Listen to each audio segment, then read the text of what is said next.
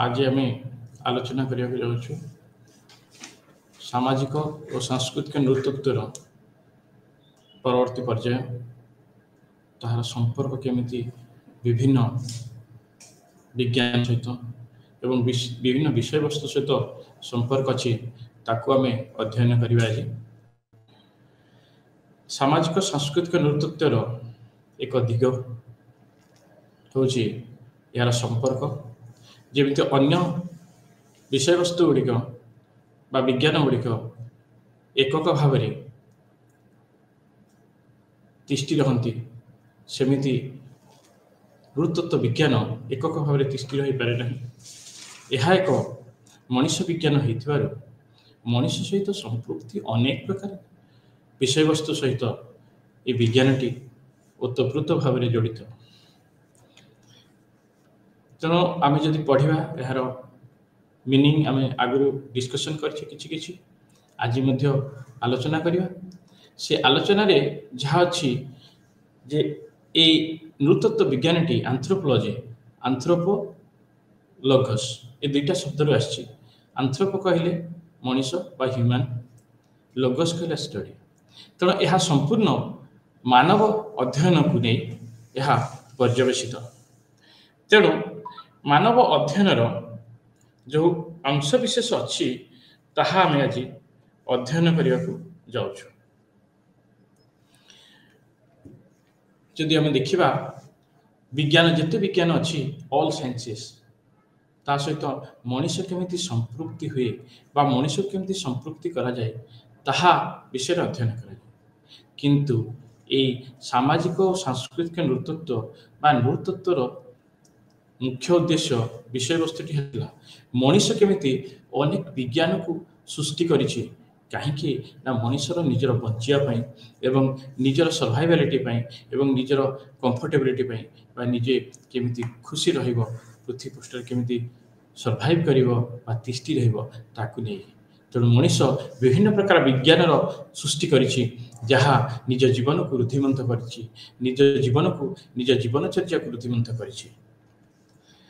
Anthropology को जदि आम देखा बा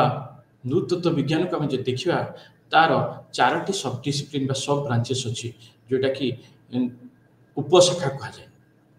चारोटी उपशाखा अच्छी। गोटे है बायोलॉजिकल एंथ्रोपोलॉजी, गोटे है आर्कियोलॉजिकल एंथ्रोपोलॉजी, गोटे है सोशियल कल्चरल एंथ्रोपोलॉजी और गोटे लिंग्विस्टिक एंथ्रोपोलॉजी। बायोलॉजिकल एंथ्रोपोलॉजी बा फिजिकल एंथ्रोपोलॉजी शरीर विषय अध्ययन करुवा बेले आर्कियोलॉजिकल एंथ्रोपोलॉजी मनीषर पुरातन समय वर्तमान पर्यंत केमिति परिवर्तित होउछि और विभिन्न समय केमिति संश्लिष्ट होउछि, केमिति प्रथम अवस्था जो प्रस्तर जुगरु आज पर्यंत विभिन्न समय केमिति परिवर्तित समाज को परिवर्तन करिछि, निजको खाप खैछि गोटे निर्दिष्ट स्थान रे निर्दिष्ट परिवेश रे ताको अध्ययन करा होउछि। एवं सोशियो कल्चरल एंथ्रोपोलॉजी कहले सामाजिक एवं सांस्कृतिक विज्ञान केमिति मनीषर समाज को रुद्धिमंत करिछि, मनीष बंची रहा सामाजिक प्राणी हिसाब से बंची रहा केमिति सहयोग करुछि ताको आम अध्ययन करिथाउ। लिंग्विस्टिक एंथ्रोपोलॉजी कहले लैंग्वेज वा भाषा केमिति मनीषर समस्त विषय को धरी रखिछि बा समस्त संपर्क को धरी रखिछि, समस्त विषय वस्तु को एकत्रित एक डोरी बांधि रखिछि ता विषय आम अध्ययन करछु। तेणु एंथ्रोपोलॉजी बा नृतत्व विज्ञानर यही चारिटी दिग अति अंगांगी भाव जड़ित एवं परस्पर भितर ऐकिक भाव एवं एकत्रित भाव रे से माने बंधा जो थी कि गोटे को छाड़देले अन्यटीर मूल्यहीन बा अन्यटी मूल्यहीन परिलक्षित हुए। Anthropology related with other branches of humanities and biological sciences आम यही चित्र जहाँ अनुमान करने को जाऊँ जे एंथ्रोपोलॉजी बा नृतत्व विज्ञान ह्यूमैनिटीज सहित अति पुरातन भाव एवं वर्तमान सुधा ता संश्लिष्ट अति निबिड़ भाव संश्लिष्ट अति गभीर भाव संश्लिष्ट एवं लाइफ साइंस बा जीव विज्ञान सहित यार अति ओतप्रोत भाव संश्लिष्ट रही। सोशियल साइंसेस बा सामाजिक विज्ञान गुड़िक यार जीवन जीवन सहित दैनंदिन जीवन सहित अति घनिष्ठ भाव संश्लिष्ट होता सहित ତା ସହିତ ଜୀବନ ଜୀବିକାର ବିଭିନ୍ନ ଦିଗକୁ ବିଭିନ୍ନ କଥାବସ୍ତୁକୁ ଏହା ପର୍ଯ୍ୟାଲୋଚନା କରେ ବା ପର୍ଯ୍ୟାଲୋଚନାର ବିଷୟବସ୍ତୁ ବୋଲି କଥିତ ହୋଇଥାଏ। ଇତିହାସ ହିଷ୍ଟ୍ରି ଇତିହାସ ସହିତ ସମ୍ପୂର୍ଣ୍ଣ ଭାବରେ ଏହା ଜଡ଼ିତ ହୋଇଛି। ଇତିହାସର କଥାବସ୍ତୁ ବା ଇତିହାସ କହିଲେ ଆମେ ବିତି ଯାଇଥିବା କଥାବସ୍ତୁକୁ ପରିପ୍ରକାଶ କରିବାକୁ ଇତିହାସ କୁହାଯାଏ। ତେଣୁ ସେଇ ବିତି ଯାଇଥିବା କଥା ଗୁଡ଼ିକ ପୁରାତନ କଥା ଗୁଡ଼ିକ ମଣିଷର ପୁରାତନ ବିଷୟବସ୍ତୁ ଗୁଡ଼ିକ ଜୀବନର ଉତ୍ପତ୍ତି ଠାରୁ କ୍ରମ ବିକାଶ ପର୍ଯ୍ୟନ୍ତ ସମାଜର ଉତ୍ପତ୍ତି ଠାରୁ ବର୍ତ୍ତମାନର ସମାଜ ପର୍ଯ୍ୟନ୍ତ ଆଜି ଯାହା ଘଟଣା ଘଟିଯାଇଛି ତାକୁ ଆମେ ଅଧ୍ୟୟନ କରୁଛୁ। ତେଣୁ ଏହା ଇତିହାସ ସହିତ ଅତି ନିବିଡ଼ ଭାବରେ ସମ୍ପର୍କ ରହିଅଛି। ଆର୍ଥ ସାଇନ୍ସ ବା ଆମର ଭୌଗୋଳିକ ବିଜ୍ଞାନ ସହିତ ଅତି ନିବିଡ଼ ଭାବରେ ସମ୍ପର୍କ ରହିଛି ଏହି ଆନ୍ଥ୍ରୋପୋଲୋଜି ବା ମଣିଷ ବିଜ୍ଞାନର। ଯେଉଁ ଆର୍ଥ ସାଇନ୍ସ ବା ଭୌଗୋଳିକ ଅବସ୍ଥିତି, ଆର୍ଥ ସାଇନ୍ସ କ'ଣ ଷ୍ଟଡି କରେ ନା ଭୌଗୋଳିକ ଅବସ୍ଥିତି ଯେତେବେଳେ ପୃଥିବୀ ଜନ୍ମ ଲାଭ କଲା ଏବଂ ଆଜି ପର୍ଯ୍ୟନ୍ତ ଯାହା କ୍ରମ ବିକାଶରେ କ୍ରମାନ୍ୱୟରେ ସମୟ ଅନୁସାରେ ପରିବର୍ତ୍ତନ ହୋଇଛି ଏବଂ ଏହି ପରିବର୍ତ୍ତିତ ଅବସ୍ଥାରେ ନିଜର ପରିବେଶକୁ କେମିତି ପରିବର୍ତ୍ତନ କରିଛି, ସେହି ପରିବର୍ତ୍ତିତ ପରିବେଶ ମଧ୍ୟରେ ମଣିଷ କେମିତି ନିଜକୁ ଖାପ ଖୁଆଉଛି, କେମିତି ନିଜକୁ ଖାପ ଖାଇ ନିଜକୁ ବଞ୍ଚିବାର ଚେଷ୍ଟା କରିଛି ଏବଂ ସେଥିରେ ସକ୍ଷମ ହୋଇଛି ଆଜି ପର୍ଯ୍ୟନ୍ତ ଜୀବନଧାରା ପରିବର୍ତ୍ତନ ଅବସ୍ଥାରେ ପରିବର୍ତ୍ତିତ କରି ଚାଲିଛି, ନିଜକୁ ଖାପ ଖାଇ ଚାଲିଛି, ତାକୁ ଅଧ୍ୟୟନ କରାଯାଏ। ତେଣୁ ମଣିଷ ବିଜ୍ଞାନ ବା ନୃତତ୍ତ୍ୱ ଆର୍ଥ ସାଇନ୍ସ ସହିତ ଖୁବ୍ ଅଙ୍ଗାଙ୍ଗୀ ଭାବରେ ଜଡ଼ିତ। ତାପରେ ଆସିବା ପଲିଟିକାଲ ସାଇନ୍ସ। ପଲିଟିକାଲ ସାଇନ୍ସ ହେଉଛି ଆମର ରାଜନୀତି ବିଜ୍ଞାନ। ମଣିଷ ସମାଜ ପ୍ରଥମରୁ ଯେଉଁ ମଣିଷ ସମାଜ ସୃଷ୍ଟି ହୋଇଛି ଏବଂ ବିଭିନ୍ନ ଜାଗାରେ ସେମାନେ ଅବସ୍ଥାନ କରିଛନ୍ତି ରହିଛନ୍ତି, ନିଜ ଜୀବନ ଜୀବିକା ନିଜର ଜୀବନ ଧାରଣ କରିବା ପାଇଁ ବିଭିନ୍ନ ପ୍ରକାର ନିୟମ ସୃଷ୍ଟି କରିଛନ୍ତି, ଗୋଟେ ସମାଜ ସୃଷ୍ଟି କରିଛନ୍ତି। ସେଥିରେ ରାଜନୈତିକ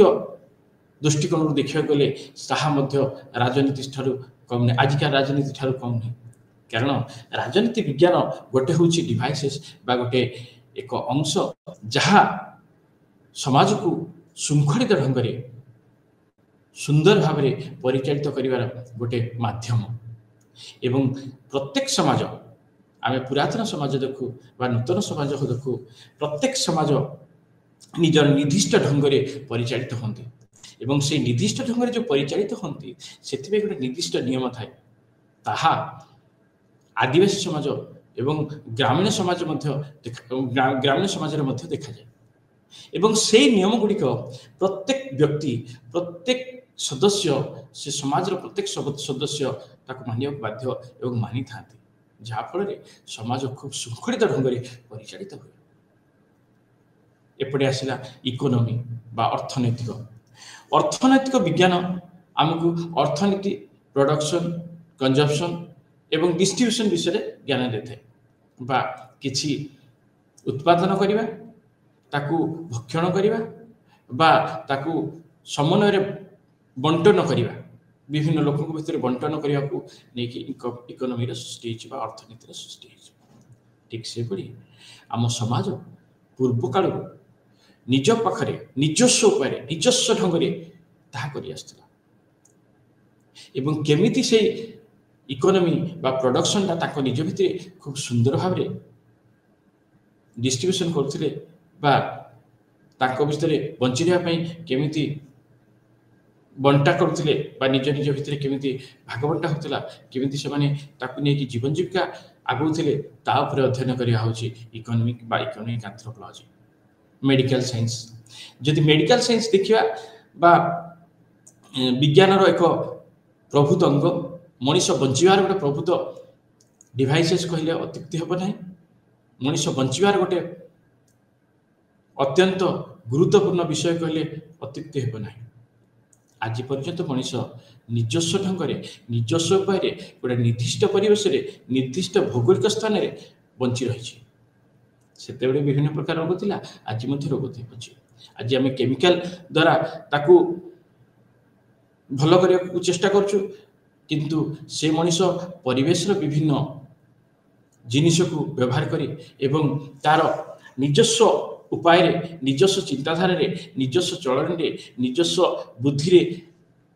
ସେ ବିଭିନ୍ନ ପ୍ରକାର ରୋଗରୁ ସେ ମୁକ୍ତି ଲାଭ କରୁଥିଲା। ତାକୁ ଆମେ ଏଥ୍ରୋ ମେଡିସିନ ଆକାରରେ ନାଁ ଦେଇଛୁ ବା ଏଥ୍ରୋ ମେଡିସିନ ହିସାବରେ ନାଁ ଦେଇଛୁ। ସେହି ଏଥ୍ରୋ ମେଡିସିନ ବି ମଣିଷକୁ ଦୀର୍ଘ ବର୍ଷ ଧରି ଅନେକ ବର୍ଷ ଧରି ଅନେକ ଦିନ ଧରି ପୃଥିବୀ ପୃଷ୍ଠରେ ବଞ୍ଚିବାର ରାହା ଦେଖାଇଥିଲା, ବଞ୍ଚିବାର ରାସ୍ତା ଦେଖାଇଥିଲା। ତାକୁ କୁହାଯିବ ସେଥିପାଇଁ ମେଡିକାଲ ସାଇନ୍ସରେ ବର୍ତ୍ତମାନ ଇନକର୍ପୋରେଟ ପାର୍ଟ ଅତି ଅଙ୍ଗାଙ୍ଗୀ ଭାବେ ଜଡ଼ିତ ଥିବା ଅଂଶ ବିଶେଷ ବୋଲି ବର୍ତ୍ତମାନ ଧରାଯାଉଛି। ଏହାପରେ ଆମେ ଦେଖିବା ସାଇକୋଲୋଜି। ସାଇକୋଲୋଜି ହେଉଛି କ'ଣ ନା ମସ୍ତିଷ୍କ ବିଜ୍ଞାନ, ମସ୍ତିଷ୍କର ଚିନ୍ତାଧାରା, ଚଳଣି ଏବଂ ତାର ଭାବନାକୁ ନେଇ ସାଇକୋଲୋଜି ବା ମନସ୍ତତ୍ଵ ମନୋବିଜ୍ଞାନର ସୃଷ୍ଟି। କିନ୍ତୁ ସାଇକୋଲୋଜିକାଲ ଆନ୍ଥ୍ରୋପୋଲୋଜି ସେହି ମନୋବିଜ୍ଞାନ ବା ମନର କେତେ ଦୂର ଆଧାର କେଉଁ ହିସାବରେ କେତେ ଦୂର ପର୍ଯ୍ୟନ୍ତ ତାହା ମଣିଷ ଜୀବନକୁ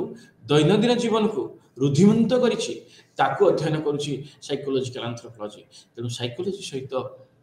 ଆନ୍ଥ୍ରୋପୋଲୋଜିର ବା ନୃତତ୍ଵ ବିଜ୍ଞାନର ଅତି ଘନିଷ୍ଠ ସମ୍ପର୍କ ବା ସମ୍ବନ୍ଧ ଥାଏ। ଏହାପରେ ଆସିଲା ଏନଭାରମେଣ୍ଟ ବା ପରିବେଶ ବିଜ୍ଞାନ। ଏନଭାରମେଣ୍ଟାଲ ବା ଇକୋଲୋଜିକାଲ ଆନ୍ଥ୍ରୋପୋଲୋଜି ଆମେ ତାକୁ କହୁଛୁ ଏନଭାରମେଣ୍ଟାଲ ଷ୍ଟଡି। ତେଣୁ ଇକୋଲୋଜି ସହିତ ଗୋଟେ ନିର୍ଦ୍ଦିଷ୍ଟ ଭୌଗୋଳିକ ସ୍ଥାନରେ ଗୋଟେ ବ୍ୟକ୍ତି ବା ଗୋଟେ ସମାଜ ଗୋଟେ କମ୍ୟୁନିଟି କେମିତି ଦୀର୍ଘ ଦିନ ଧରି ବସବାସ କରି ଆସୁଛି, ସେଇ ପାଖରେ ମିଳୁଥିବା ପାଣି, ପବନ, ଗଛ ପତ୍ର, ପାହାଡ଼, ପର୍ବତ, ଜଙ୍ଗଲ ଭିତରେ ନିଜର ଜୀବନ ଜୀବିକା କେମିତି ଆଜି ପର୍ଯ୍ୟନ୍ତ ଗଢ଼ି ତୋଳିଛି ତାହା ବିଷୟରେ ଅଧ୍ୟୟନ କରିବା ଆମର ଏନଭାରମେଣ୍ଟାଲ ଇକୋଲୋଜିକାଲ ଷ୍ଟଡି। ତେଣୁ ଏହି ନିର୍ଦ୍ଦିଷ୍ଟ ଭୌଗୋଳିକ ସ୍ଥାନରେ କେମିତି ମଣିଷ ବଞ୍ଚିବ ଏବଂ ଭବିଷ୍ୟତରେ କେମିତି ବଞ୍ଚି ରହିବ ସେଇ ଜ୍ଞାନ କୌଶଳ ତାଙ୍କ ପାଖରେ ନିହିତ ଥାଏ, ମଣିଷ ପାଖରେ ବା କମ୍ୟୁନିଟି ପାଖରେ ନିହିତ ଥାଏ। ତାକୁ ଆମେ ଆଜି ସାରା ଦେଶ ସାରା ପୃଥିବୀ ଖୋଜ କରିବାରେ ଲାଗିଛି। ତାକୁ ଇଣ୍ଡିଜେନସ୍ ନଲେଜ ହିସାବରେ ବା ଇଣ୍ଡିଜେନସ୍ ନଲେଜ ସିଷ୍ଟମ ବୋଲି କହୁଛି। ତାକୁ ମଧ୍ୟ ଆନ୍ଥ୍ରୋପୋଲୋଜି ବା ନୃତତ୍ଵ ବିଜ୍ଞାନ ଅଧ୍ୟୟନ କରେ। ବର୍ତ୍ତମାନ ଆମେ ଦେଖିବା ଯେ ରିଲେସନସିପ୍ ୱିଥ୍ ସୋସିଓଲୋଜି ବା ସମାଜ ବିଜ୍ଞାନ ସହିତ ଆନ୍ଥ୍ରୋପୋଲୋଜି ବା ନୃତତ୍ଵ ବିଜ୍ଞାନର ସମ୍ପର୍କ କେମିତି ନିବିଡ଼ ଅଛି ବା ନିବିଡ଼ତର ଅଛି ତାହା ଆମେ ଅଧ୍ୟୟନ କରିବା।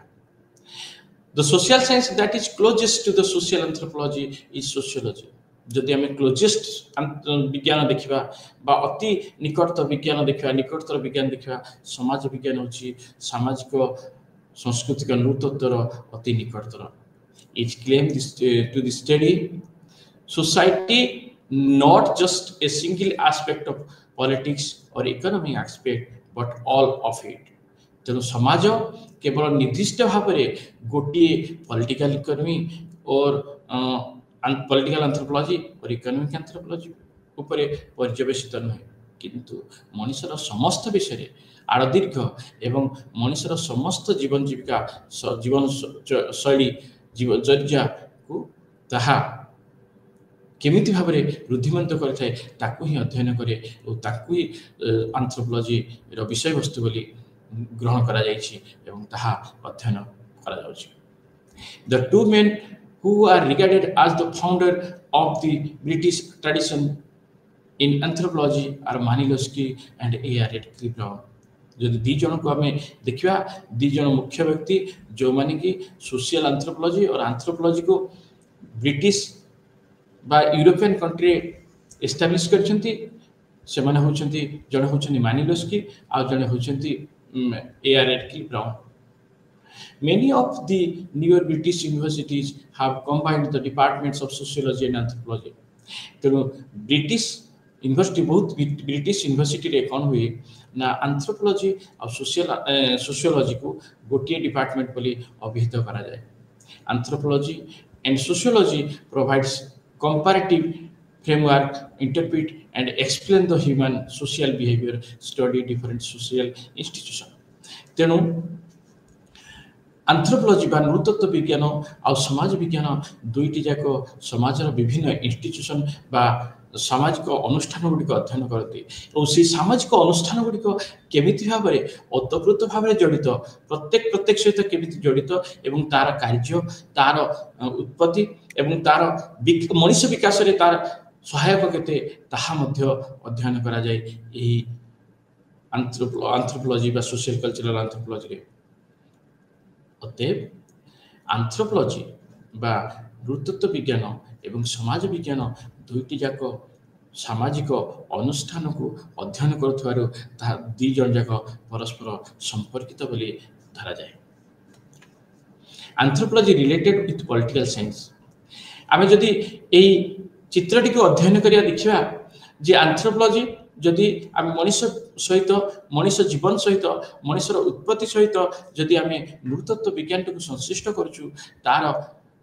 ଦ୍ୱିତୀୟ ପର୍ଯ୍ୟାୟ ହେଉଛି ସାମାଜିକ ବିଜ୍ଞାନ ବା ସମାଜ ସହିତ ସଂଶ୍ଳିଷ୍ଟ ହେଉଛି ମଣିଷ। କାରଣ ସମାଜ ସେ ସୃଷ୍ଟି କରୁଛି, ଯେଉଁ ସମାଜ ସୃଷ୍ଟି କରୁଛି ସେ ସମାଜରେ ନିଜେ ବଞ୍ଚିବାର ରାହା ଦେଖୁଛି ଏବଂ ସେହି ସମାଜର ବିଭିନ୍ନ ଅଂଶବିଶେଷ ତିଆରି କରିଛି ଏବଂ ସେହି ଅଂଶବିଶେଷ ବା ଅନୁଷ୍ଠାନ ଗୁଡ଼ିକ, ସାମାଜିକ ଅନୁଷ୍ଠାନକୁ ନେଇକି ମଣିଷ ନିଜ ଜୀବନକୁ ରୁଦ୍ଧିବନ୍ତ କରିଛି। ତେଣୁ ସୋସିଓଲୋଜି ସେକେଣ୍ଡ ପାର୍ଟରେ ବା ସେକେଣ୍ଡ ଷ୍ଟେଜରେ ଆମେ ଯଦି ଦେଖିବା ତାହେଲେ ସୋସିଓଲୋଜିକୁ ଦେଖିବାକୁ ପାଇବା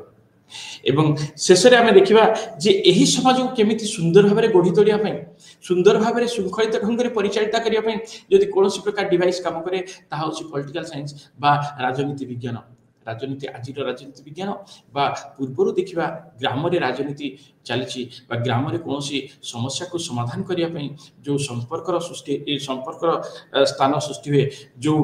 କିନସିପ୍ର ସ୍ଥାନ ସୃଷ୍ଟି ହୁଏ, ଯେଉଁ ଗାଁର ମୁଖ୍ୟର ସ୍ଥାନ ସୃଷ୍ଟି ହୁଏ, ତାକୁ କୁହାଯିବ ପଲିଟିକାଲ ସାଇନ୍ସ ବା ଗ୍ରାମୀଣ ବା ପ୍ରିମିଟିଭ୍ ପଲିଟିକାଲ ସାଇନ୍ସ ବି କୁହାଯାଇପାରିବ। ତାକୁ ଆମେ ପଲିଟିକାଲ ଆନ୍ଥ୍ରୋପୋଲୋଜିରେ ଅଧ୍ୟୟନ କରୁ।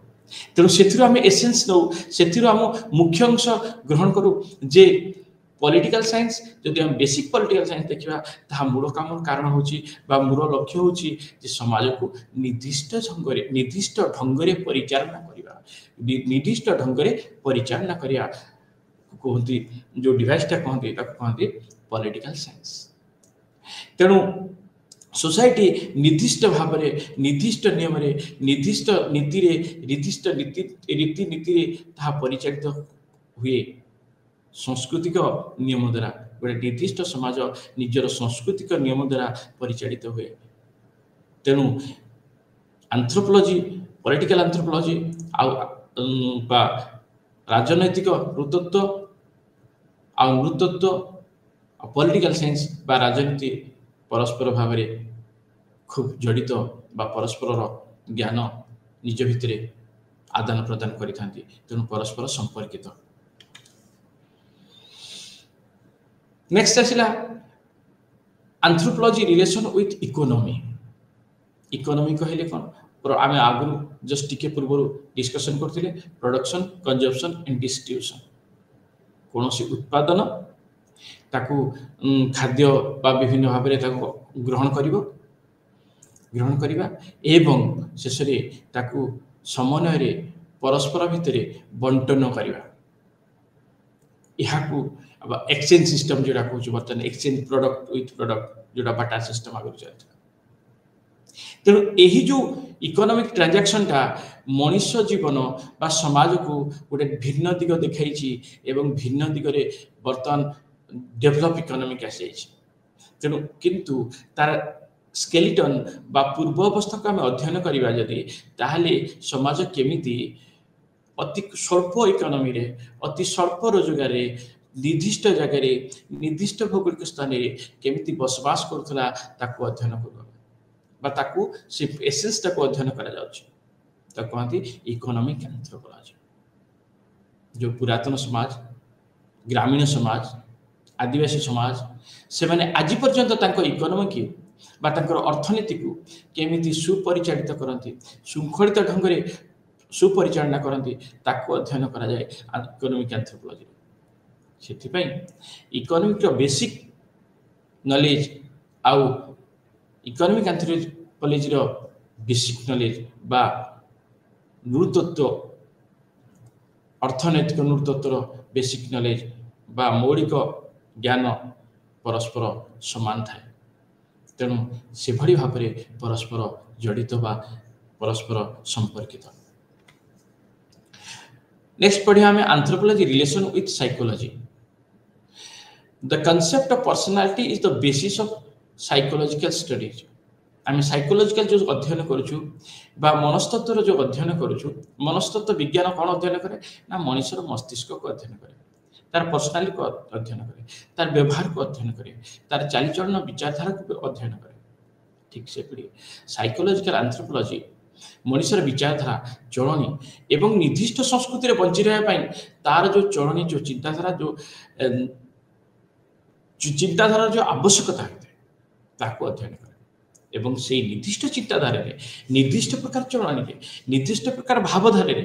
केमिति गोटे निर्दिष्ट मनीष बा निर्दिष्ट समाज मनीष आज पर्यंत बंची रही निर्दिष्ट जगह निर्दिष्ट भौगोलिक स्थान में निजर गोटे पर्सनालिटी बा निजर आइडेंटिटी क्रिएट करी ताकू ही अध्ययन करा जाए साइकोलॉजिकल एंथ्रोपोलॉजी। निजर आइडेंटिटी बा निजर परिचय सृष्टि कर निर्दिष्ट भौगोलिक स्थान में ताकू ही अध्ययन करवा हूँ साइकोलॉजिकल एंथ्रोपोलॉजी। आ से साइकोलॉजिकल एंथ्रोपोलॉजी रे आम ता अध्ययन करता साइकोलॉजी जमी मस्तिष्क को अध्ययन करती एवं पर्सनालिटी सहित पर्सनालिटी को अध्ययन करती। ठीक से परी आम साइकोलॉजिकल एंथ्रोपोलॉजी रे आम मनुष्यर पर्सनालिटी एवं मनुष्यर जीवन जीविका तार चिंताधारा ताक चलनी ताकू अध्ययन करता।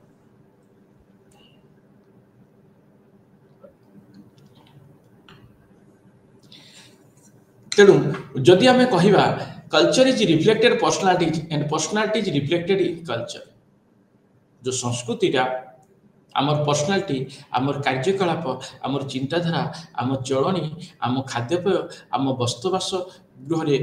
परिचित दिए। ठीक से भाया पर्सनालिटीटा कौन कल्चर परिप्रकाश हुए एवं कल्चरटा पर्सनालिटी द्वारा परिप्रकाश हुए, परस्पर अंगांगी भाव जड़ित। तेणु psychological anthropology divided the cultural institution of the society into two types. One is primary और बेसिक, सेकेंडटा हूँ कौन ना सेकेंडरी और प्रोजेक्टिव। जो प्राइमरी व प्राथमिक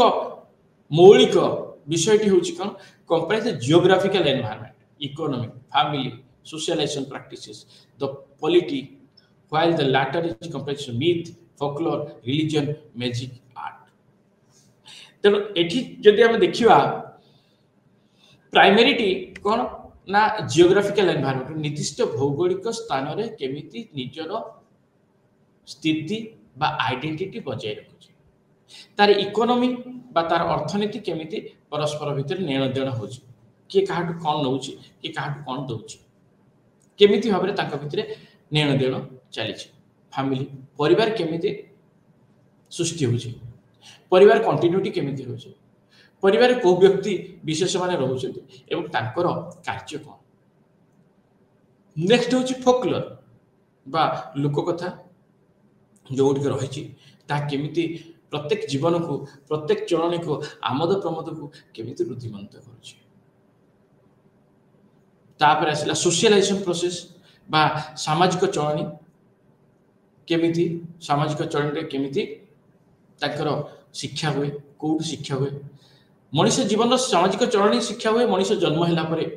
प्रथम माँ पाखर, द्वितीय बापा पाखर, तृतीय परिवार सहित पाखर एवं तृतीय निज कम्युनिटी बा निज जाति निज परिवार बाहर निज गाँ निज स्थान रु ताहा शिक्षा लाभ।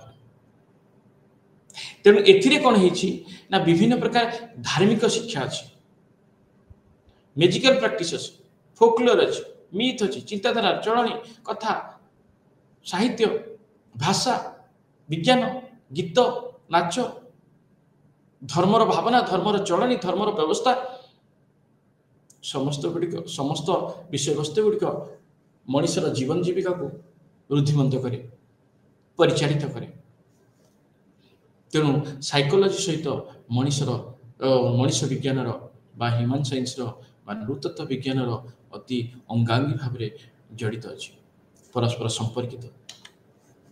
एंथ्रोपोलॉजी रिलेशन विथ हिस्ट्री अति गुरुत्वपूर्ण कथा अटे, कारण नृतत्व विज्ञान इतिहास सहित बहुमात्रा जड़ित। Anthropology and history both are attempt to trace the origin.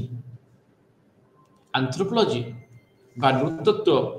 এবং ইতিহাস ଦି ଜଣ ଯାକ କ'ଣ ଟ୍ରେସ୍ କରନ୍ତି ନା ଅରିଜିନକୁ ଉତ୍ପତ୍ତିକୁ ମଣିଷ ସମାଜର ଉତ୍ପତ୍ତି ବିଭିନ୍ନ ଜିନିଷର ଉତ୍ପତ୍ତି ମଣିଷ ଚଳଣିର ଉତ୍ପତ୍ତି expansion and advancement of culture in the past ତାହା କେମିତି ପରବର୍ତ୍ତୀ ସମୟରେ ଏକ୍ସପାଣ୍ଡ ହେଇଛି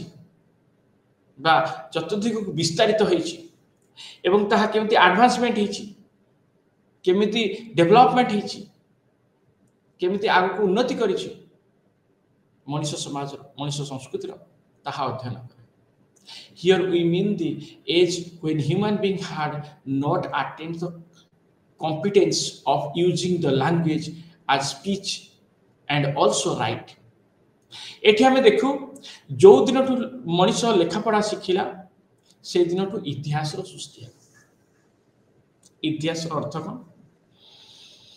बीती जाइथिबा घटनावली को परिप्रकाश करिबा लेखा द्वारा परिप्रकाश करिया को इतिहास कहा जाय। किंतु प्री हिस्ट्री आर्कियोलॉजी गोटे अछि एंथ्रोपोलॉजी रो जो part prehistory archaeology before history prehistory माने बिफोर हिस्ट्री हिस्टोरिकल पीरियड केबेटू स्टार्ट हला आरंभ हला जो दिनठू मनुष्य लेखा पढ़ा शिखिला बा लेखा पढ़ा जानिला कि ता पूर्व तो लेखा पढ़ा जानि नथला तेणु एविडेंस अछि हम माटी तळे विभिन्न प्रकार एविडेंस हम जतोळे खनन करू आर्कियोलॉजिकल खनन करू हम माटी हमकु कथा कहे ता स्तर हमकु कथा कहे सेथिरु जहा मिले जीवाश्म हमकु आम सहित कथा कहे ता समय पुरातन समय परिवेश सिचुएशन कथा हमकु जणै थाए से जीवाश्म बा से माटीर लेयर तेणु आमे प्री हिस्ट्री आर्कियोलॉजी कौन करे रिकंस्ट्रक्ट करे आउ थरे कंस्ट्रक्शन करे कौन ना पुरातन इतिहास को कंस्ट्रक्शन करे इतिहास लिखि दे जाय किंतु पुरातन इतिहास बा जोड़ा प्री हिस्ट्री बा जेतो लेखा पढ़ा जानि नथिले सेही समय जिनसुटे माटी तळे सुंदर भाबरे खचित होई रही छै ताकू अनभेल करी ताकू ऊपर को आनी ताकू उत्तोलन करी तार समस्त विषय को अध्ययन करी खूब सुंदर भाबरे इतिहास टी रचना करे प्री हिस्ट्री आर्कियोलॉजी मनुष्यर इतिहास जीवन जीविकार इतिहास संस्कृतिर इतिहास को सुंदर भाबरे निजर कलम मनरे स्थान दिए प्री हिस्ट्री आर्कियोलॉजिस्ट बा आमे जो कहू प्री हिस्ट्री एंथ्रोपोलॉजी कहू तेणु प्रत्नतात्विक नृतत्व प्री हिस्ट्री एंथ्रोपोलॉजी होची प्रत्नतात्विक नृतत्व तेणु प्रत्नतात्विक नृतत्व मनुष्य को ता पूर्व विषय रे जणै थाए जेते बेले कि लेखा पढ़ार कोनोसी सूचना नथिला लेखा पढ़ा मनुष्य जानि नथिला तेणु से इतिहास को तैयारी करे इतिहास मध्य पूर्व अवस्था को से अध्ययन करे however unlike the discipline history which is concerned only with the past of 5000 years 5000 वर्ष पूर्व जेतो लेखा पढ़ा सिखला से थोड़ी हिस्ट्री तैयारी हला इतिहास तैयारी हला which human beings has left behind the written materials जोठी मनुष्य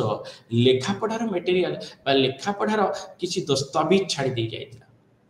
आ से दस्तावेज को आज मनुष्य पुनः उत्थान करी अध्ययन करछि जेमती पाम लीफ हिसाब रे कि अन्य कोनोसी स्टोन इनस्क्रिप्शन हिसाब रे बा शिलालेखा हिसाब रे ताकू छाड़ी दे जायछि किंतु ता पूर्व जेतो लेखा पढ़ा शिखि नथिला मनुष्य से विषय आर्कियोलॉजिस्ट माने अध्ययन करथि बा प्री हिस्ट्री आर्कियोलॉजिस्ट बा मनुष्य नृतत्व विज्ञान रो प्रत्नतात्विक नृतत्व विज्ञान रो बा नृतत्व विज्ञानी माने ताहा अध्ययन करथि बा ताकू लेखन्ति रिकंस्ट्रक्ट करथि तेबे जहा न होना काहे इतिहास एवं प्रत्नतात्विक इतिहास प्रत्नतात्विक नृतत्व को एंथ्रोपोलॉजी ऐतिहासिक बोली कहते बा नृतत्व विज्ञान ऐतिहासिक बोली कहते तेणु एमाने परस्पर जेहेतु इतिहास विषय रे घटी जाइतिबा घटना विषय रे परिप्रकाश करूछन्ति तेणु परस्पर भाव रे जड़ित परस्पर भाव रे खूब सुंदर भाव रे जड़ित anthropology relation with management science ନୂତନ ଭାବରେ ଏହି ବିଷୟବସ୍ତୁଟି ଆନ୍ଥ୍ରୋପୋଲୋଜି ବା ନୃତତ୍ୱରେ ପ୍ରବେଶ କରିଛି ଏବଂ ଏହା ଅଧ୍ୟୟନ କରି ଜଣାଯାଇଛି ଯେ ଏହା ମଧ୍ୟ ମଣିଷ ଜୀବନର ଅବିଚ୍ଛେଦ୍ୟ ଅଙ୍ଗ। ତେଣୁ ଏହା ଆନ୍ଥ୍ରୋପୋଲୋଜି ବା ନୃତତ୍ୱ ବିଜ୍ଞାନର ମଧ୍ୟ ଅବିଚ୍ଛେଦ୍ୟ ଅଙ୍ଗ। ତେଣୁ it has recently has been trained among the editors and scholars deplore the change brought about human relations by science and technology। ବିଜ୍ଞାନ ଏବଂ ପ୍ରଯୁକ୍ତି ଜ୍ଞାନ ମଣିଷ ଆଜି ଗ୍ରହଣ କରିଛି ଏବଂ ବିଜ୍ଞାନ ଯୁଗରେ ପଦାର୍ପଣ କରିଛି। ଏହି ସମୟରେ ମଧ୍ୟ ମଣିଷର ଚିନ୍ତାଧାରା ଚଳଣି ଏବଂ ତାକୁ କେମିତି ଗୋଟେ ନିର୍ଦ୍ଦିଷ୍ଟ ଭାବରେ ପରିଚାଳିତ କରାଯାଇପାରିବ ଏବଂ ଆନ୍ଥ୍ରୋପୋଲୋଜିକାଲ ବା ନୃତତ୍ୱ ବିଜ୍ଞାନର ଜ୍ଞାନଟି କେମିତି ତାହା ଉପାଦେୟ ହୋଇପାରିବ ତାକୁ ହିଁ ମ୍ୟାନେଜମେଣ୍ଟ ସାଇନ୍ସ ଶିକ୍ଷା ଦିଏ ବା ମ୍ୟାନେଜମେଣ୍ଟ ବିଜ୍ଞାନ ଶିକ୍ଷା ଦିଏ। We all see the changes of interchronology produce their result by disturbing the equilibrium of individual and groups। आज आम देखा जे प्रजुक्ति विद्या बा टेक्नोलॉजी समतल भाव समान भाव समस्त पाखे पहुँचे। किसी लोक निजस्व टेक्नोलॉजी ताकू विभिन्न ढंग से विभिन्न उपाय निजर जीवन जीविका को परिचालित कर। आंथ्रोपोलॉजी काम कौन ना से जो निर्दिष्ट भाव में पुरातन नॉलेज को पुरातन ज्ञान कौशल को आनी टेक्नोलॉजी रे एंट्री करवा। जब टेक्सटाइल इंडस्ट्री देखा जाए बा विभिन्न प्रकार कला आर्ट ताकू देखा जाए ताले ताकू आमे इनकॉर्पोरेट करवा बा ता सहित समन्वय रक्षा करी मनुष्य जीवन रे विभिन्न प्रकार कार्य संपादन करवा एवं सभ्यता को आगे नेवा को मैनेजमेंट साइंस शिक्षा दिए। तेणु मैनेजमेंट साइंस सहित मनुष्यर समाजर बा नृतत्व विज्ञानर अति अंगांगी भाव में जड़ित। वर्तमान युग में एडमिनिस्ट्रेटर माने विभिन्न समाज को विभिन्न समाज सहित से अति संश्लिष्ट होती। जदि आंथ्रोपोलॉजिकल नॉलेज बा नृतत्व विज्ञानर पाखे ज्ञान थाए ताहले से माने विभिन्न समाज को विभिन्न संस्कृति को आपणे नेबारे एवं ताकू सुपरिचालित करिबारे ता सहायक होता है। तेणु आंथ्रोपोलॉजिकल नॉलेज बा नृतत्व विज्ञानर शैली नृतत्व विज्ञानर ज्ञानटी यदि तांको पाखरे डिसेमिनेट करा जाए कहीं ना नृतत्व विज्ञानी मैंने डायरेक्टली फील्ड रे काम करते एवं लोक मानकर चिंताधारा लोक मानकर ज्ञान कौशल लोक जीवन जीविका को समस्त भाव में ताहा उद्धृत करी सुंदर भाव रचना करता एथनोग्राफी बा से टिप्पणी गोटे निर्दिष्ट कम्युनिटी। तेणु ताकू जदि जड़े एडमिनिस्ट्रेटर बा जड़े शासक अध्ययन करे ताहले सुचारू रूपे से निर्दिष्ट कम्युनिटी को बा निर्दिष्ट समाज को परिचालित करिवारे ताकू सहायक थाए। तेणु यही मैनेजमेंट ज्ञानटी मैनेजमेंट करिया गोटे समाज को गोटे शृंखलित ढंग से परिचालित करिया को सहज करिया पई ए जो आंथ्रोपोलॉजिकल नॉलेज बा नृतत्व विज्ञानर नृतत्व सामाजिक विज्ञानर आवश्यकता आज मन में अनुभव हुए। कहीं ना केतेक समाज रे आमे एडमिनिस्ट्रेटर हिसाब रे जदि शीतताप नियंत्रित कोठरी रे बसी किछि प्रोजेक्ट करू किछि प्रोग्राम करू ताहा मनुष्य मानकू बा सेही निर्दिष्ट कम्युनिटी व्यक्ति विशेष को सहायक होई न थाए। एथिरे एक उदाहरण देवाको उचित मणिबी अनेक वर्ष तरे सरकार का नियम थिला जे किछि लोकन को गृहपालित पशु बा मेंढा जदि प्रदान कर दिया जिवो ताहले से माने ताकू बिक्री करी सेथिरो बेस 2 पैसा रोजगार करिवे एवं समस्ते निश्चित भाव में ताको जीवन जीविकार उन्नति आनिबे एवं चलणी अति उन्नत हो। तेणु प्रत्येक परिवार को 10टी मेंढा दिगला। जिते प्रत्येक गाँ गोटे गाँव निर्दिष्ट गाँव को पायलट सर्वे हिसाब से प्रत्येक परिवार को 10टी मेंढा दिगला समस्ते नहीं गले। किंतु मेंढा रखा कौन गृह नथिला। जिते मेंढा रखा कौन गृह नाला से जो गृह शयन करती से गृह मंचा करी किछि काठ को सुंदर भाव खट परी करी खट तले पशुगुड़िक बांधिदेले एवं निजे ऊपर शयन कले। पशु मानकर मलमूत्र त्यागरे से संपूर्ण कोठरीटी ओदा होबार लगिला एवं सन्तसंतिया होई मनुष्यर बासोपयोगी हो पारा ना, जहाँफल विभिन्न प्रकार रोगर आगमन है एवं रोग पर से माने डाक्तरखाना गले एवं डाक्तर जो औषध ताका निज प्रेस्क्रिप्शन रे लिखिले ताकू किनिबा को ताका पाखरे पैसा न। तेणु से मेंढारू एक एक मेंढा बा एक दुई मेंढा बिक्री करी से माने रोगमुक्त है। ताको परिवार रे विभिन्न प्रकार पर्वपर्वाणी पालित हुए, से विभिन्न प्रकार बंधु बांधव झील झियाणी समस्ते आसती एवं से भाग नेवाई आसवा समय खाद्यपाई मांस भक्षण आयोजन करा जाए एवं से उक्त मेंढा को व्यवहार करा जाए मांस भक्षण कौन पर्वपर्वाणी कौन जानी यात्रा रे। देखु देखु गोटे वर्ष भितर मेंढा संख्या लोप पाई जाती प्रत्येक घरे एवं जो व्यक्ति विशेष माने बा जो एडमिनिस्ट्रेटर माने ताको मेंढा प्रदान करिथांती से माने 2-3 वर्ष 4 वर्ष भितर हिसाब कर दी जाती से निर्दिष्ट गाँ को निर्दिष्ट बस्ती को जे से माने निश्चित भाव में लक्ष्यपति हो जाइए भावी, किंतु गला बेले जहाँ रियलिटी देखती ताको आखिरे दुखर छाया खेली जाए। कारण कौन व्यक्ति गाँव कौन व्यक्ति से कौन उन्नति होना बर अवनति हो विभिन्न प्रकार रोग तांको बाड़ी बसची एवं रोगिण अवस्था समस्त अवस्थान कर निर्दिष्ट परिवेश निर्दिष्ट गाँव। तेणु एठी कहिबार कथा जे आमे जदि आगुरु अध्ययन करथांतु बा से निर्दिष्ट जाति बा निर्दिष्ट कम्युनिटी विषय आमे किछि नॉलेज दे थांतु बा किछि ज्ञान आहरण करि थांतु ताहले आमे जानि थांतु जे ताकर मान जीवन जीविका केमिति ताकर चलणी केमिति ताकर पाखरे कोन अछि एसेट कोन अछि एवं पशुपालन करिवार ताकर पाखरे ज्ञान कोन अछि कौशल कोन अछि ता जदि आमे अध्ययन करि थांतु ताहले हमकु हुइतो सेथिरे सफल मिलि थांता। ठीक सही परी मैनेजमेंट जिनसटा बा मैनेजमेंट को आमे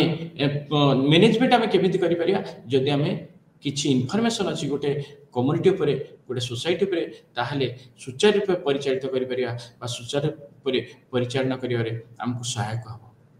सेथिपई एंथ्रोपोलॉजी बा नृतत्व विज्ञान सामाजिक नृतत्व विज्ञान वर्तमान एडमिनिस्ट्रेशन रे बा ह्यूमन एडमिनिस्ट्रेशन रे बहुत सहायक हो जाछि। तेणु यह एंथ्रोपोलॉजी सहित अति अंगांग भाव में जड़ित हो जाछि। Anthropology relation with biological sciences anthropology biological science सहित बा शारीरिक विज्ञान सहित खूब अंगांगी भाव में जड़ित। आम जानिछे जे बायोलॉजिकल एंथ्रोपोलॉजी गोटे पार्ट होची बा गोटे ब्रांच होची एंथ्रोपोलॉजी। तेणु सामाजिक और सांस्कृतिक नृतत्व बायोलॉजिकल एंथ्रोपोलॉजी सहित अंगांगी भाव में जड़ित। तेणु जदि हम बायोलॉजिकल एंथ्रोपोलॉजी कहबा biological anthropology is study of human as organism. मनुष्य को गोटे ऑर्गेनिज्म बा गोटे समाज गोटे पशु परी से अध्ययन करे। पशुर जमी कार्यकलाप अच्छी पशुर जमी चिंताधारा अच्छी से हिसाब रे से गोटे ऑर्गेनिज्म को देखे कहीं ऑर्गेनिज्म पर स्केलेटन अच्छी सेल अच्छी एवं तार रक्त मांसर शरीर। तेणु मनीष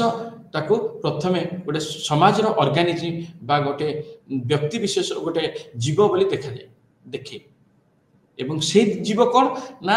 अन्य जीव ठारू उन्नत चिंताधारा रे चलनी रे कहीं उन्नत है को कारण जो आज उन्नत अवस्था अच्छी अन्य समस्त जीव ठारू मनीष अलगा कहीं। The species Homo sapiens and sapiens are the object of investigation in this branch of anthropology. तेणु जदि आम देखा होमो सापियंस और सापियंस होची आजिर मनीष आधुनिक मनीष ଏବଂ ତାକୁ ଖୋଜ କରିବା କୋଉ ଅବସ୍ଥାରୁ ଆଜି ପର୍ଯ୍ୟନ୍ତ ମଣିଷ ଆସିଛି। ଏକକୋଷୀ ଜୀବରୁ ବହୁକୋଷୀ ଜୀବ, ବହୁକୋଷୀ ଜୀବରୁ ଅମେରୁଦଣ୍ଡୀୟ ପ୍ରାଣୀ, ଅମେରୁଦଣ୍ଡୀୟ ପ୍ରାଣୀରୁ ମେରୁଦଣ୍ଡୀୟ ପ୍ରାଣୀ, ମେରୁଦଣ୍ଡୀୟ ପ୍ରାଣୀରୁ ସ୍ତନ୍ୟପାୟୀ ପ୍ରାଣୀ ଏବଂ ସ୍ତନ୍ୟପାୟୀ ପ୍ରାଣୀରୁ ମଣିଷର ସୃଷ୍ଟି ହେଇଛି। ତେଣୁ କେମିତି ଏଇ ଯେଉଁ ଇଭଲ୍ୟୁସନାରୀ ପ୍ରୋସେସଟା ଏକକୋଷୀ ଜୀବରୁ ଆଜି ସ୍ତନ୍ୟପାୟୀ ପ୍ରାଣୀ ପର୍ଯ୍ୟନ୍ତ বা মেরুদণ্ডীয় প্রাণী পর্যন্ত বা গোটে চিন্তাশীল ব্যক্তি পর্যন্ত আসিছি তাকে অধ্যয়ন করে কে বায়োলজিক্যাল আন্থ্রোপোলজি। তেণু বায়োলজিক্যাল আন্থ্রোপোলজি কোন স্টডি করে না হ্যুমান বায়োলজি, মনুষ্যর বায়োলজিক্যাল কনসেপ্টকে অধ্যয়ন করে। হ্যুমান ইভল্ୟୁସন মনুষ্যর উৎপত্তি কেমিতি গোটে এককোষী জীবରୁ আজ পর্যন্ত এই স্থানକୁ পৌঁছিছে, কোন কোন পরিবর্তন হয়েছে, কেউ কেউ স্থানের পরিবর্তন হয়েছে, আমার আনাটমিক্যাল কোন পরিবর্তন হয়েছে, আমার সেল বা কোষরে কোন পরিবর্তন হয়েছে, আমার চিন্তাধারায় কোন পরিবর্তন হয়েছে, আমার ব্রেন ক্যাপাসিটি কোন পরিবর্তন হয়েছে, কোন কোন পরিবর্তন হয়েছে, আর কেউ স্টেজে কেউ সময় কোন পরিবর্তন হয়েছে। হ্যুমান ভেরিয়েসন আমি পৃথিবী পৃষ্ঠরে যদি দেখিবা বিভিন্ন জায়গাকে দেখিবা বিভিন্ন প্রকার মনিষ দেখিবা, কোটি ডেঙ্গা মনিষ তো কোটি বাঙ্গারা মনিষ, কোটি গোরা মনিষ তো কোটি কলা মনিষ, তো বিভিন্ন প্রকার মনিষ আমি সমস্ত হোমো সাপিয়েন্স। কিন্তু আম শরীর পরিবর্তন কেমিতি হয়েছে, কেমিতি নির্দিষ্ট পরিবেশ আম উপরে প্রভাব পকাউছি তাহাকে অধ্যয়ন করা যায়। The biological aspect includes the anatomical, physical and morphological features. তো বায়োলজিক্যাল অ্যাসপেক্ট কোন কোন করে না আনাটমিক্যাল আমার অস্থি, অস্থি কেমিতি কেমিতি বিভিন্ন অস্থি বিভিন্ন জায়গায় বিভিন্ন সময়ে কাম করে, তাহা কেমিতি আমার চালিবা বসিবা খাইবা পিবা উঠিবা এসব জিনিস সহায়ক হয়। ফিজিওলজি কোন তার স্ট্রকচর কেমিতি কেমিতি সে গঠন প্রণালী এবং মর্ফোলজিক্যাল ফিচর কোন বাহারু আমি কেমিতি দেখা যাও, अन्य जीव भली देखा जाऊ कि अन्य जीव ठारू अलग देखा जाऊ केमिति देखा जाऊ। The study of human genetics and human types are two crucial domains that contribute to the understanding of human biology.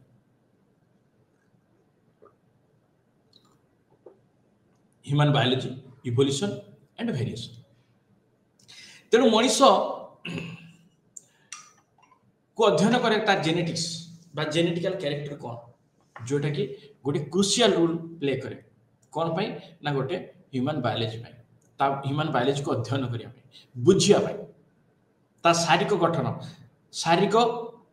प्रणाली को बुझिया पाई, इवोल्यूशन प्रोसेसटा बा जो विवर्तन प्रोसेसटा को बुझिया पाई एवं वेरिएशन विभिन्नता, वेरिएशन होची विभिन्नता मनुष्य भितर विभिन्नता अध्ययन करिया पाई हमको सुविधा होय बा सहयोग करे। However, all these different angles vision are brought together to throw light on the biophysical nature of human. मनुष्य को आमे बायोलॉजिकल सोशल बीइंग आमे साधारण भाव में मनुष्य को केमिति जानिछु ना मनुष्य एक सामाजिक प्राणी, man is social animal, but anthropology बा नृतत्व विज्ञान कहे मनुष्य को बायोसोशियल एनिमल बा शारीरिक सामाजिक प्राणी, बायोसोशियल एनिमल केवल सामाजिक कहले चलिब ना, कारण आमर समस्त चलनी समस्त चिंताधारा आमर शारीरिक गठन आ जो इवोल्यूशन बा विवर्तन जो संभव है। तेणु विवर्तन आम चिंताधारा एवं चिंताधारा तो समाज, विवर्तन आम चिंताधारा एवं चिंताधारा तो समाज परस्पर भाव परस्पर अंगांगी भाव जड़ित, परस्पर निबिड़ भाव गभीर भाव समन्वित संपर्कित। तेणु कई क्या छाड़ी गोटे जिनस को बा गोटे कॉन्सेप्ट को बा गोटे थीम को आमे डिस्कस करि परिबा नै बा आलोचना पर्यालोचना करि परिबा नै। Hence both are related to each other. तेणु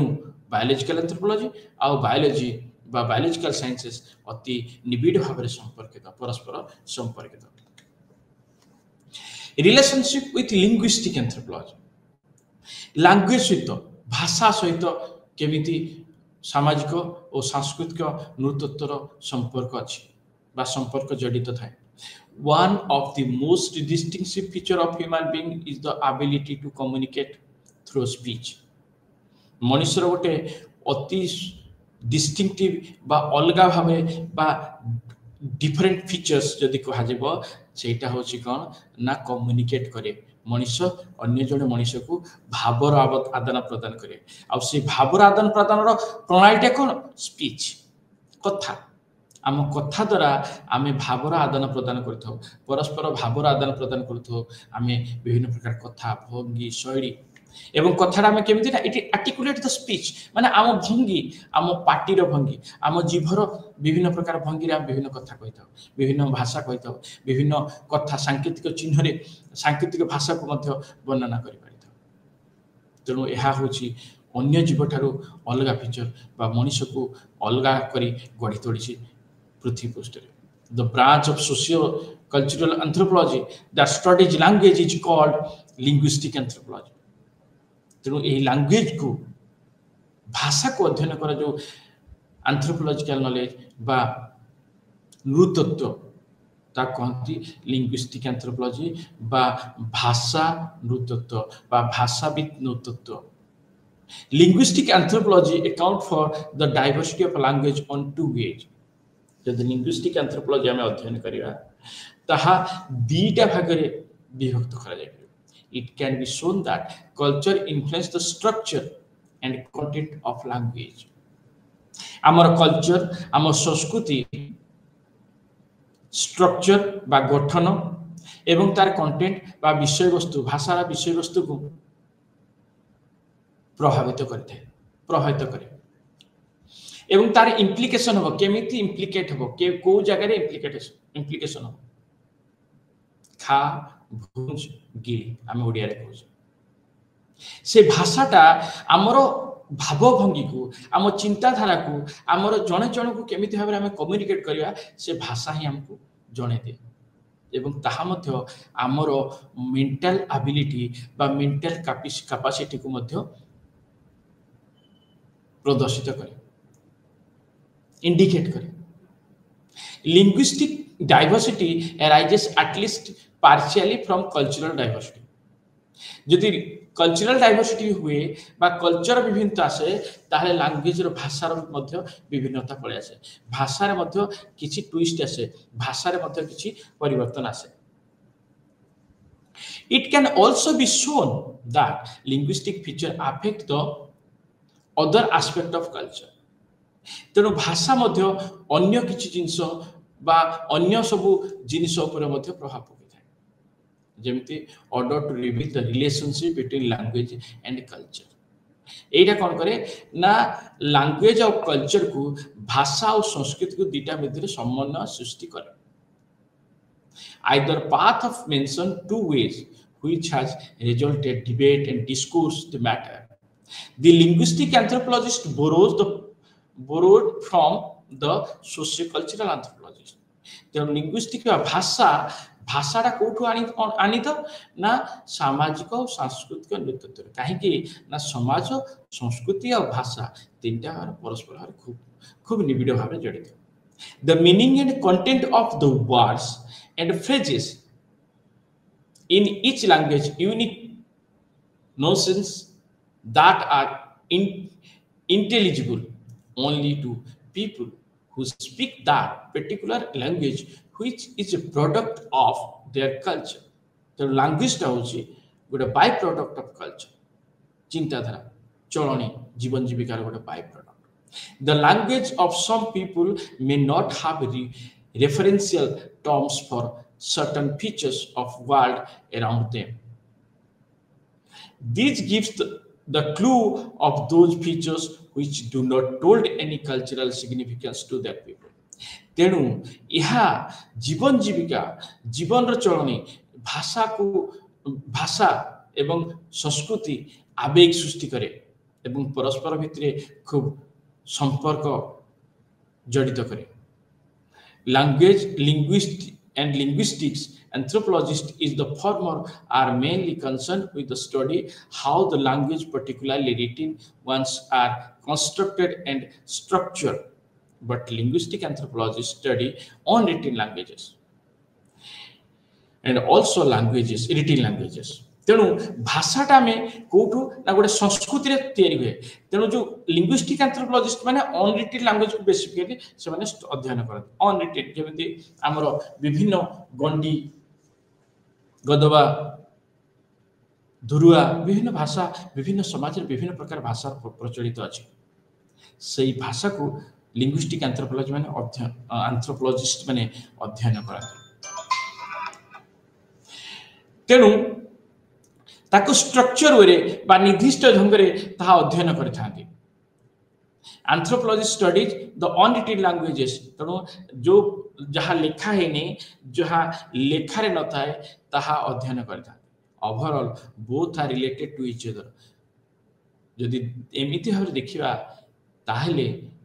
भाषा एवं भाषा संस्कृति भाषा विज्ञान सहित भाषार संस्कृत नृतत्व बा भाषा भाषातिक नृतत्व बा लिंग्विस्टिक एंथ्रोपोलॉजी खूब अंगांगी भाव खूब निबिड़ भाव जड़ित रिलेशनशिप विथ डेमोग्राफी जदि आम देखिबा डेमोग्राफी कहले it statistical inclined and mainly concern with the vibrant forces defining population size and there structure and also on their variation across time and space गोटे निर्दिष्ट समय रे निर्दिष्ट भौगोलिक स्थान रे बसवास करथबा जनसंख्या को डेमोग्राफी कहा जाय डेमोग्राफी जनसंख्या को अध्ययन करिया को डेमोग्राफी कहा जाय मेनली यह निर्दिष्ट स्थान रे निर्दिष्ट भौगोलिक स्थान रे बसवास करथबा निर्दिष्ट परिमाण लोक मानकु बा तांको विषय अध्ययन करिवा होछि demography on the other hand anthropologist are interpretive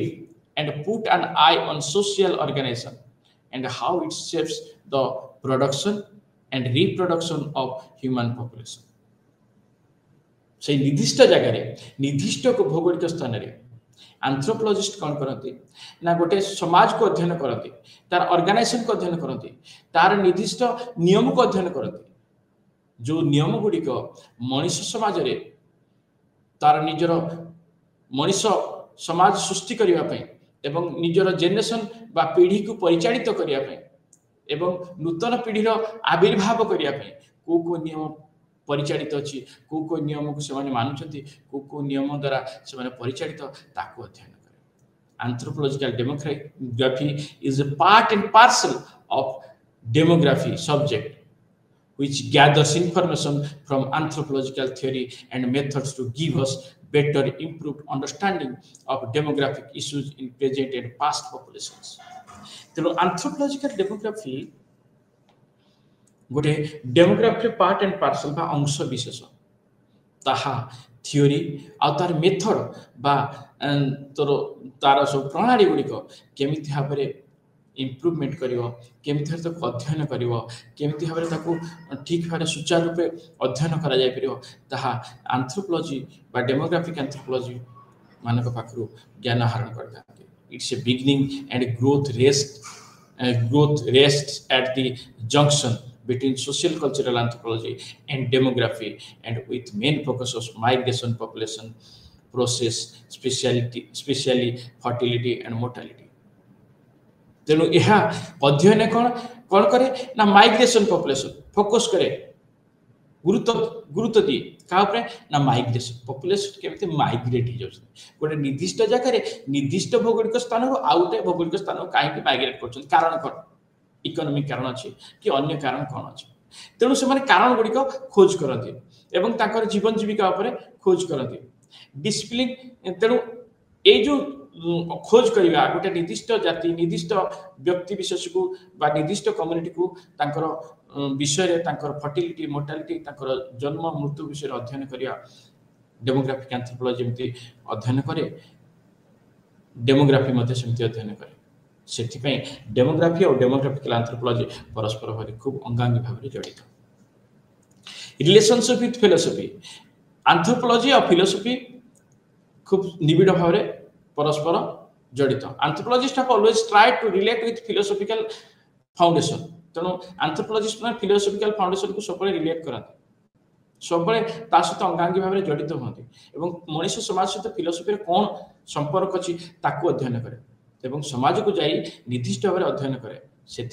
मनुष्य समाज आ फिलोसफी मध्य खूब निबिड़ संपर्क थाए कारण फिलोसफिकल नॉलेज को यूटिलाइज करे आंथ्रोपोलॉजी डायरेक्टली फील्ड उपरे बा निर्दिष्ट गोटे क्षेत्र यूटिलाइज करे रिलीजन विथ कल्चर स्टडी तेणु गोटे संस्कृति को अध्ययन करे गोटे निर्दिष्ट जगार किसी दिन रही फील्ड वर्क करे गोटे निर्दिष्ट लोक सहित जीवन जीविका चलनी एवं ताकर समस्त विषय खाद्यपेय ताकर जीवन जीविका अध्ययन करे आंथ्रोपोलॉजी तेणु कल्चर स्टडी गोटे निर्दिष्ट कल्चर को बा निर्दिष्ट संस्कृति को अध्ययन करे चलनी नीति खाद्यपेय पोशाक वस्त्र तेणु ये दुईटी परस्पर भाव में अंगांगी भाव परस्पर जड़ित तेणु the concept of society upper most in the minds of social anthropologist and concept of culture crucial to cultural anthropologists. Society denotes the collection of individuals who are together the same place and lead the same kind of living styles. So cultural anthropology and cultural study are very much related to each other. Religion studies and also part and parcel of the cultural study. तेणु धर्म सहित culture धर्म सहित संस्कृतिर नियम को अति पाखरु अध्ययन करे सामाजिक और सांस्कृतिक नृतत्व जहाँफल रिलीजन सहित कल्चर स्टडी अति अंगांगी भाव में जड़ित शेष में आम कहूँ चाहिए the meaning and purpose of anthropology is scientific study of humanity जदि आम देखा तेल मनुष्य अध्ययन विभिन्न एंथ्रोपोलॉजी मीनिंग बा पर्पस होची कौन ना साइंटिफिक स्टडी ऑफ ह्यूमैनिटी मनुष्य को अति वैज्ञानिक ढंग से मनुष्य समाज को तार जीवन जीविका को तार चालचलन को वैज्ञानिक ढंग से अध्ययन करिया inherent the curiosity of human about them was a prime factor influencing the emerging of discipline that systematically studied the mankind जेतेर मनुष्य विभिन्न समाज सहित संश्लिष्ट आसला विभिन्न समाज सहित संपृक्ति आसला ता क्यूरियोसिटी डेवलप कला जे मनुष्य समाज केमिति तिष्ठि रहिछि गोटे निर्दिष्ट भौगोलिक स्थान निर्दिष्ट जगह एवं ता सेटू क्यूरियोसिटी डेवलप कला एवं मनुष्य समाज को अध्ययन करिया आरंभ कला खूब सिस्टमैटिक ढंग से एवं गोटे निर्दिष्ट नियम in an attempt to answer the questions regarding human being anthropology studies who is humans के मनुष्य how he or she evolved मनुष्य केमिति पृथ्वी पृष्ठ जन्म नेला why he or she acts in a particular manner से व्यक्ति विशेषटी निर्दिष्ट ढंग रे निर्दिष्ट नियम रे केमिति परिचालित होछि